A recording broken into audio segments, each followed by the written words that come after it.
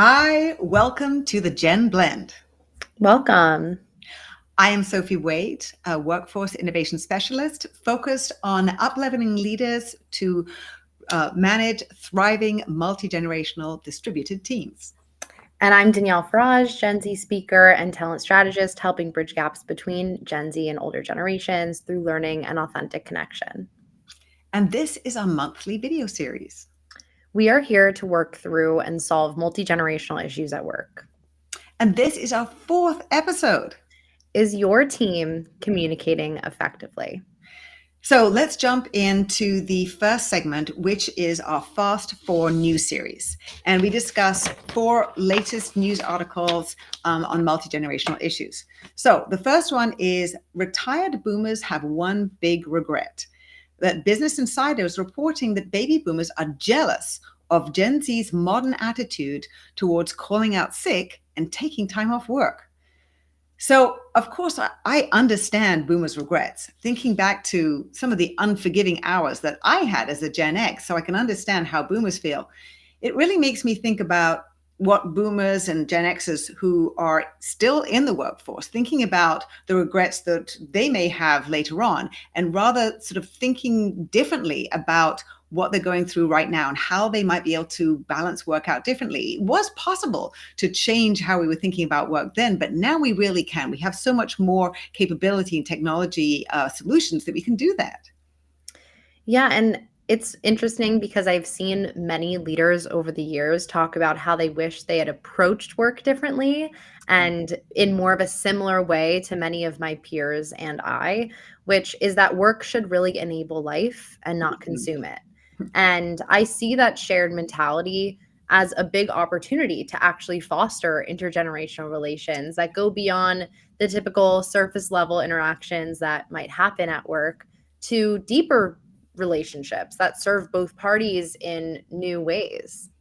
Completely agree. I think this is one area where we can really be talking together about different ways of working and new expectations that benefit everybody and allow us to be better for our physical and mental health as well as how much we enjoy work. So yeah, really appreciate that. Love it. All right, let's move on to our next story, which is comes from Fox Business. So as Gen Z's presence begins to outnumber that of other generations, is Gen Z surpassing boomers at work?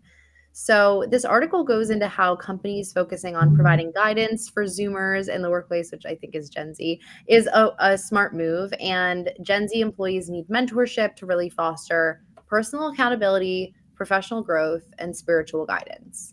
Okay. So that last one is really interesting because it's something that has come up in many studies about how there is fewer associations throughout the decades with religious organizations. Yeah. So as far as spiritual guidance, like I'm curious what you think that really means and what it breaks down into. But I think there's a bigger argument to be made for Gen Z wanting that mentorship and the accountability and growth rather than just the spiritual guidance. But let's dig into that.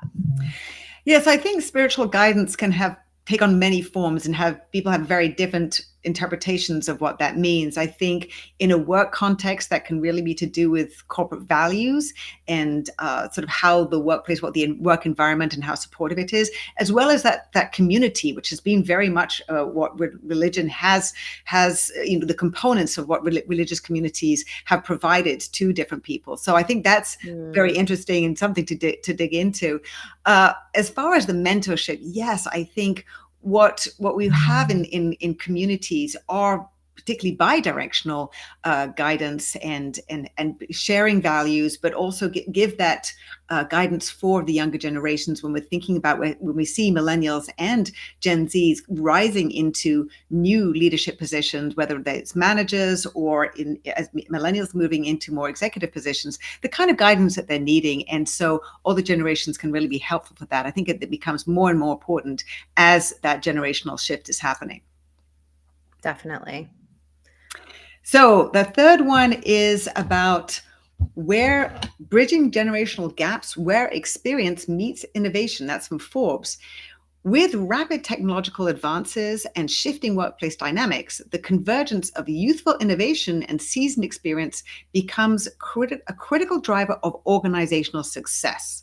So, this is about companies integrating cutting edge technologies and recognizing the value of fresh perspectives. I think by that they mean from younger employees, but also the wisdom and resilience of experienced leaders. Zapier reports that the average age of today's startup founders Hmm. is 44. Now, I will say that it's interesting because I do know that the average age of startups in the tech sector is around 36, so it is younger. The point is very valid, though, in terms of what I'm always advocating for, which is that we all bring our different perspectives and experience and expertise, all generations, what people have tried and tested in times past, and bringing that and sort of reformulating and rethinking it in new environments and how that can be helpful, as well as often Gen Zs, for example, can have really great technology, sort of having had ideas, having had much more time to play with it, and what those perspectives can bring. So I think really working together becomes so important these days. Right. And this brings us back again to friendship, right? There's never Yeah. been a better time to focus on fostering those intergenerational ties. And not only because technology is evolving so rapidly, but because each of us has our own understanding and experience with these new tools. And we can all like what better what better kind of outcome, could happen from coming together and actually sharing those. I think like there's a lot that we could learn and a lot of innovation that could come from that, from a simple conversation. So I'm obviously a big fan of this, which brings us to our fourth and final story, which is generational differences or miscommunication. What is really driving workplace tension? So, obviously, workplace tensions have always existed, but they can seem more pronounced in the multi generational workforce with baby boomers, Gen X, millennials, Gen Z all attempting to collaborate under one roof or on one Zoom call. Misunderstandings and conflict can obviously arise from generational differences, communication styles, and evolving workplace norms. So, the question is how much of the tension is due to generational differences and how much is simply miscommunication. In my opinion, I think that generational differences lead to miscommunication. And what I usually do is I use my own reasoning to determine which communication channel might be best based on Mhm. who I'm communicating with and maybe based on someone's generation, right? But it is always obviously great to check in and ensure that that's how they'd like to communicate. So if I'm talking to a boomer, I might suggest email. Mhm. But if I'm talking to someone who's a millennial, I might be like, oh, can we hop on a call or text or something like that? Yeah, I think tailoring it for the person that you're dealing with and checking in to make sure that you're choosing something. It doesn't have to be sort of exactly what they want, but having a compromise, I think, in sort of agreeing what channels make sense. And in terms of not just as well as the channels, it's also the words that we're using. And, there's some fun ones, but, things like out of pocket mean something very different to me and you, I'm sure. And we've talked about ellipses and what those can mean in terms of communications. I think there are some fun ones that we can sort of joke about, but it also leads to a lot of miscommunication. For example, hard work means something. I'm always calling that phrase out because it means something very different to older generations and younger generations who may work fewer hours but very, very intensely using lots of different apps. So I think miscommunication, whatever the generation, but I think there are some sort of words and language that we're going to go into that really do or can be at the heart of a lot of misunderstanding and therefore sort of miscommunication and even conflict. Yeah, and this came up a lot in our prior episodes. So if you're curious to check out those as well, we spoke a lot about maturing in the organization and how promotions work last month. So definitely check those out as well. But it is now time for today's Bender Blender, where we are discussing is your team communicating effectively. We have obviously a lot to get to, so if you have questions, please pop them in the chat and we'll get to them afterwards and in the comments. So, the first question, the main question that we're answering around this is should we be communicating using emojis, slang, and jargon? Yeah, so oh my goodness. So just this week, talking with a company about different groups one group of Gen Zs, both were Gen Z teams. One was finding that particular use of emojis could be almost confrontational with finding it, challenging. And another team wanted to use more emojis.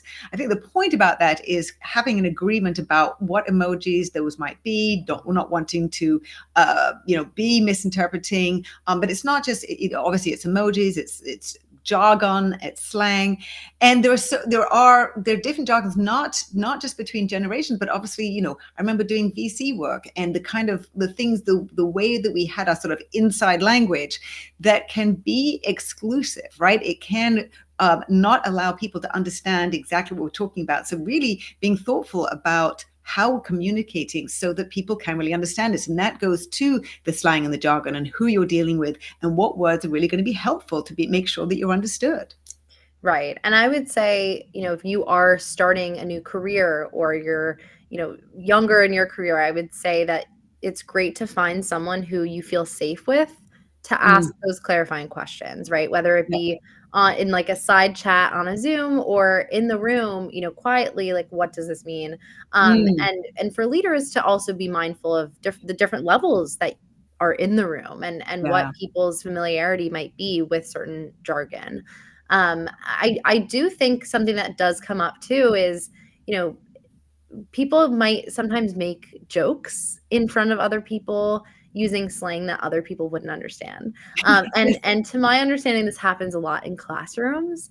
And I definitely I find it to be like kind of disrespectful.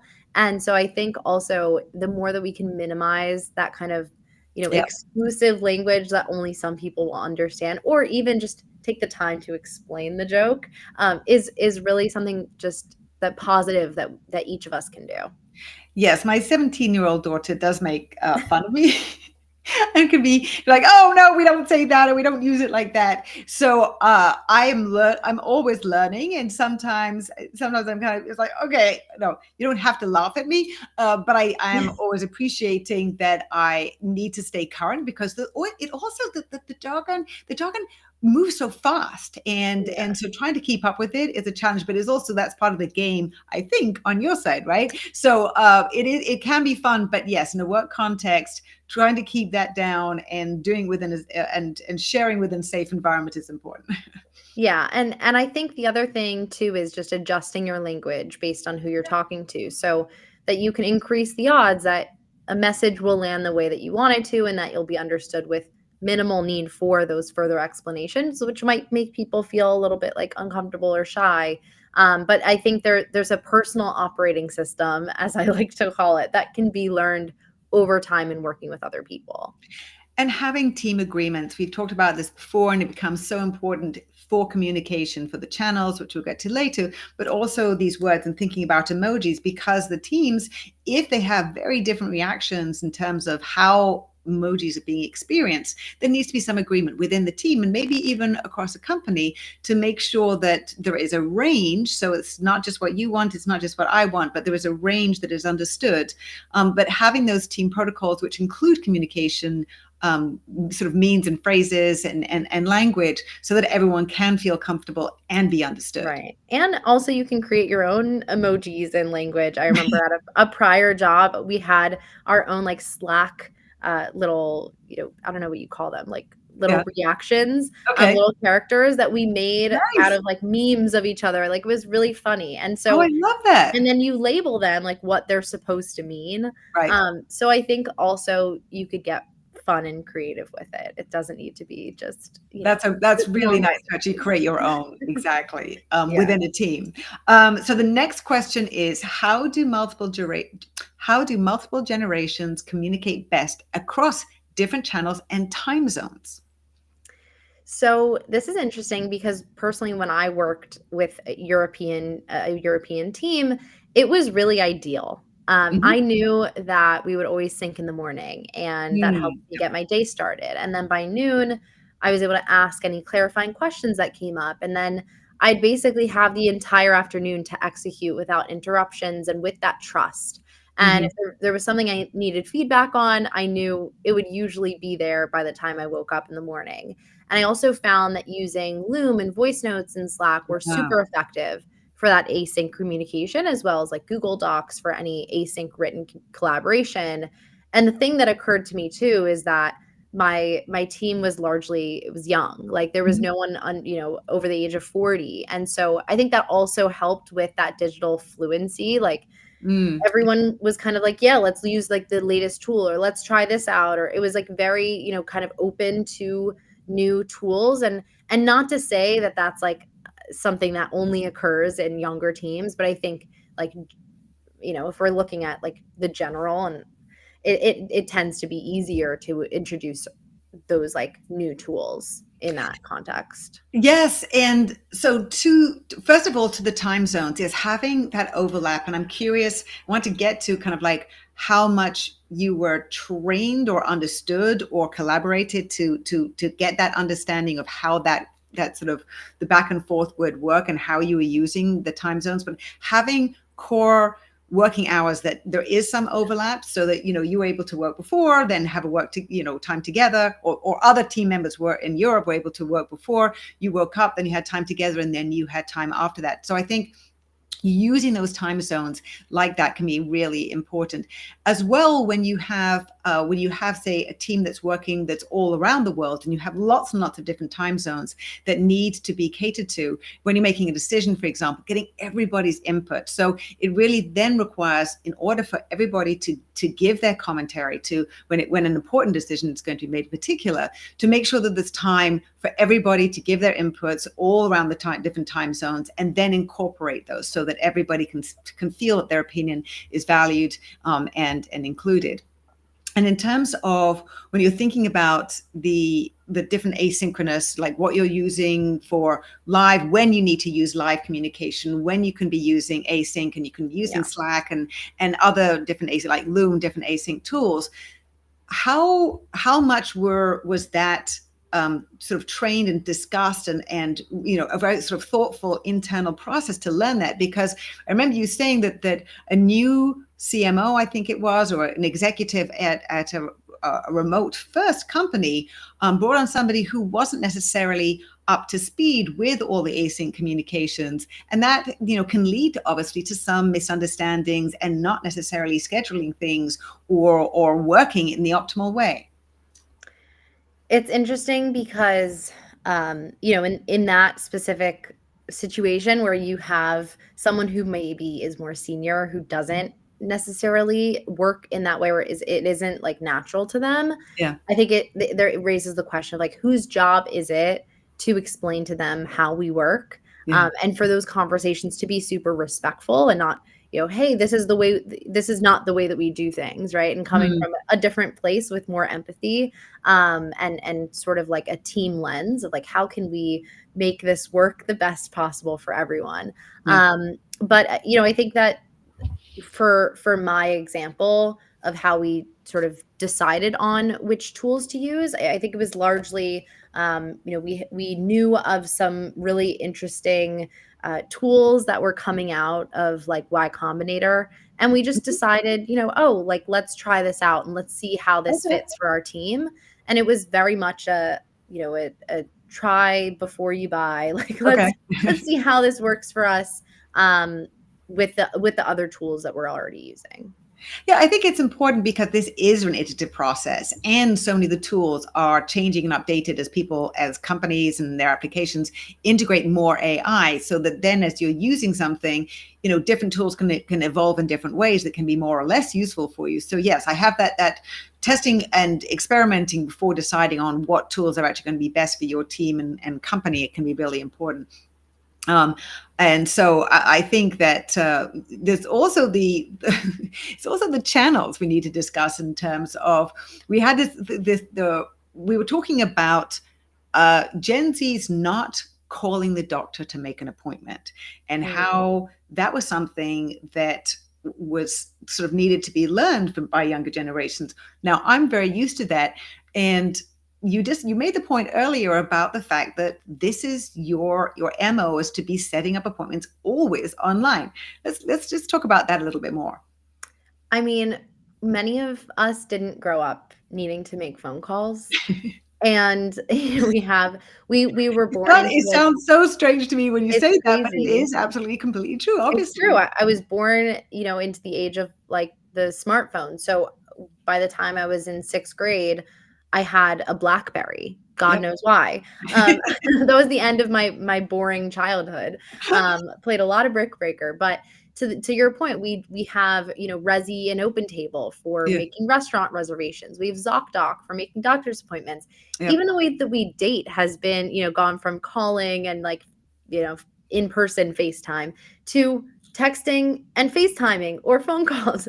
But there is, I think, an opportunity to break those behavior patterns Mhm. for your generation. So, for example, my mom called me yesterday and she said, "Hey, like, did you think about writing a thank you note to this person? Like, I think, Okay. it's so rare to do that, and, like, it would be such a good idea." And I said, "That's actually a great idea. My thank you notes are over there ready for me to write and then somehow find a stamp Mhm. somewhere." But no, yeah, I think that, it's interesting also from, like, for a boomer, how can you learn how to embrace social media and, like, Mhm. challenge the typical, boomers can't do this or that. It's I think it's always good to push yourself out of your comfort zone.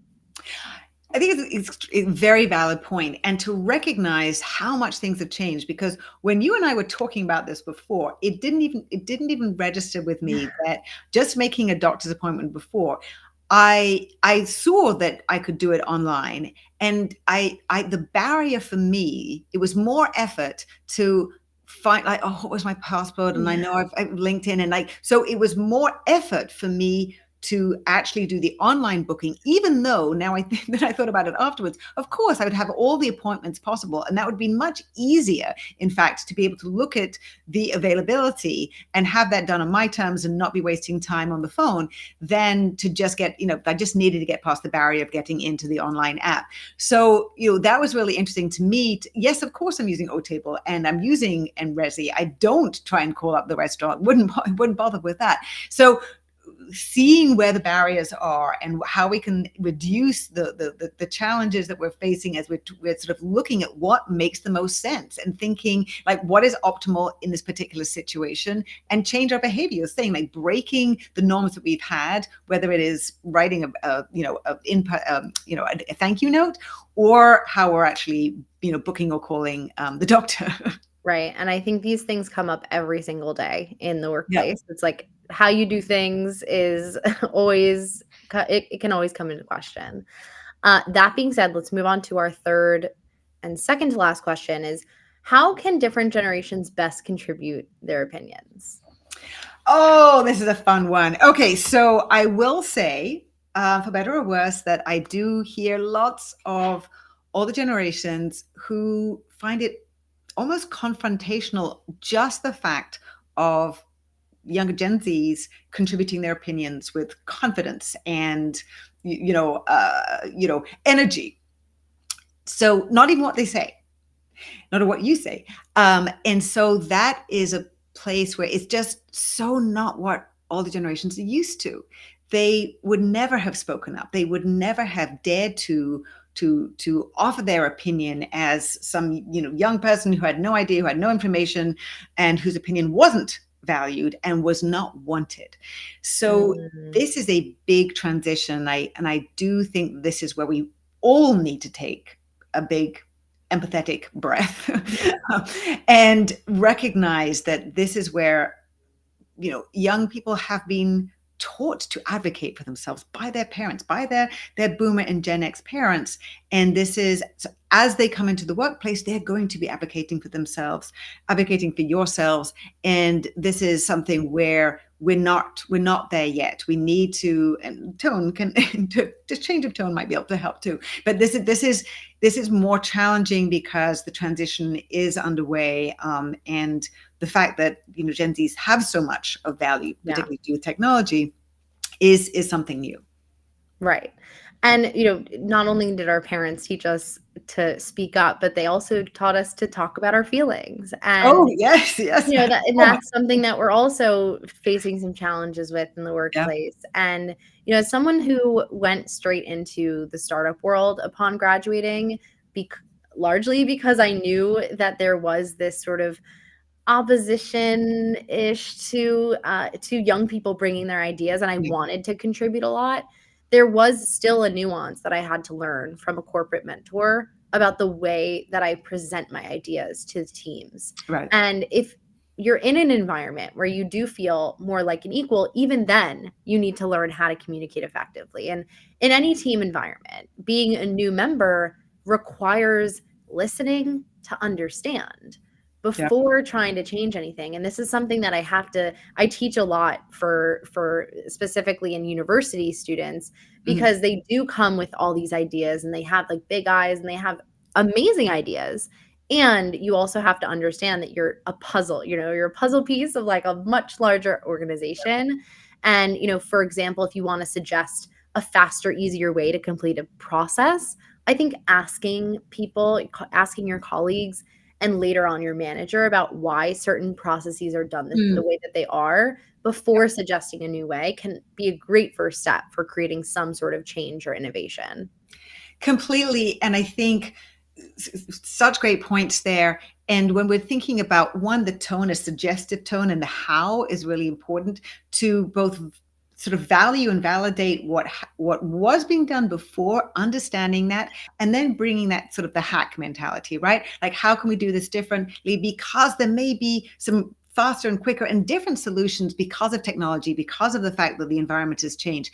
These can be enormously beneficial. So I think how it's happening, how we're doing it, how we're approaching it, and recognizing and reading the person, using empathy to read the person that you're interacting with or the group that you're with, in order to be able to suggest something, bring facility, sometimes be facilitating conversation, certainly as a particularly the leader of the group or maybe an older manager, to bring all the conversation, bring all the voices and have that conversation.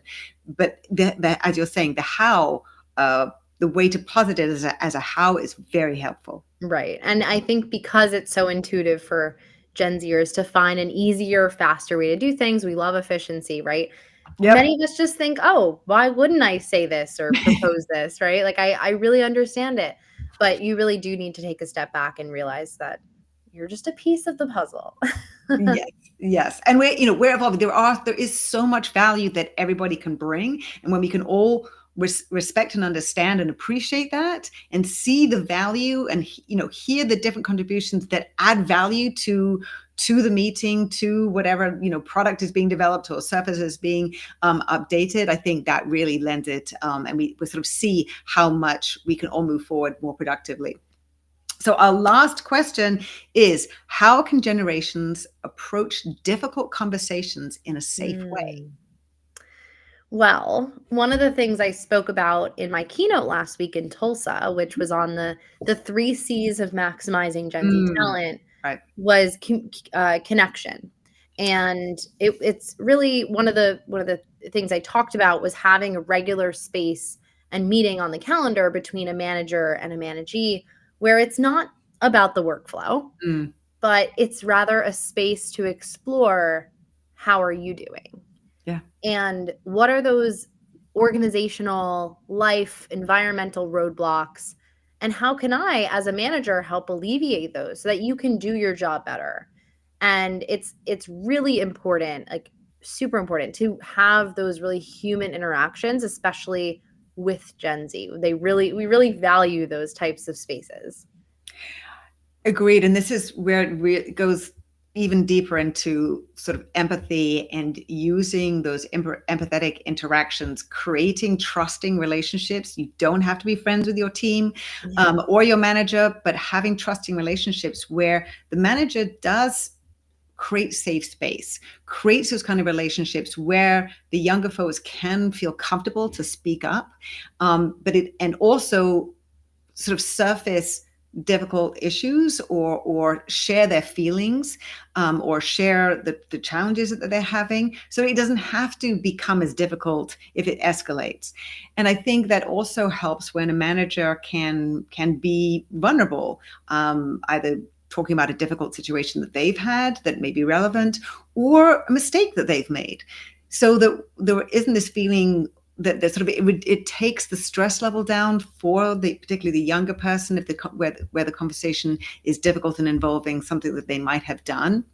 So really being able to have a much more productive Right. interaction in safe space, and that really does go to thinking about how the other person's perspective and how they're feeling, and adjusting to the person and what their needs are, because I think you were saying that in person, you prefer in person, right, when you for those difficult conversations.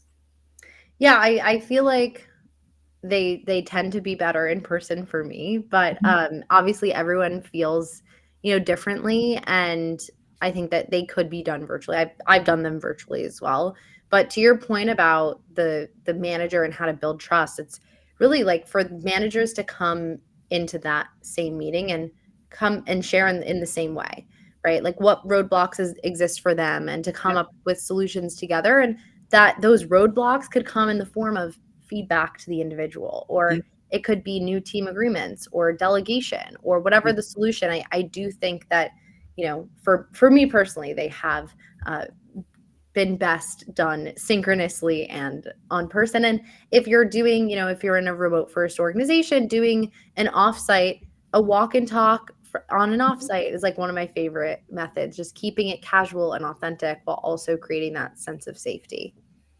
And for other people who, maybe for introverts who don't necessarily, who might find it much more confrontational to do it in person, it may be better to do it virtually, or, with a virtual, on a Zoom call, or on a phone call. It really depends on the person, not necessarily their generation at all, just who the manager, who the leader is dealing with. So I think being very thoughtful about what works for them, what's going to work for that particular subject, for whatever what that difficult conversation is about, is really important. And having, before there is any issue, that having created that trust, having created the right environment so that the conversations can be as good as possible, and creating common ground, having understanding the common ground, creating shared memories, allows two people to be sort of on the same side of the table to begin with. So it's much easier to approach difficult conversations Mhm. when there is a sense of, well, I know Danielle because we binge watch the same shows, and we both have dogs or cats or whatever it might be. That helps us start in the same in the same place or on the same side of the table, and then deal with difficult conversations much more easily. Well said. Beautifully said. Wonderful. Um, Well, I think we've just run past time, so yeah. that's going to be the end of episode 4. Oh, wow. That went fast. So if you do have any questions, I'm really sorry. I do see that the questions have been posed, but we will get to those afterwards. We'll offer our suggestions and ideas and thoughts and opinions in the chat. Sounds good. All right. We'll see you back here next month. And if there is a blender bender that you feel like Right. proposing, a huge question that's on your mind, feel free to either DM us or comment it on this post. We are very open to your thoughts as far as where these conversations go and what you're looking to learn. Look forward to it. Awesome. All right. Bye. Bye.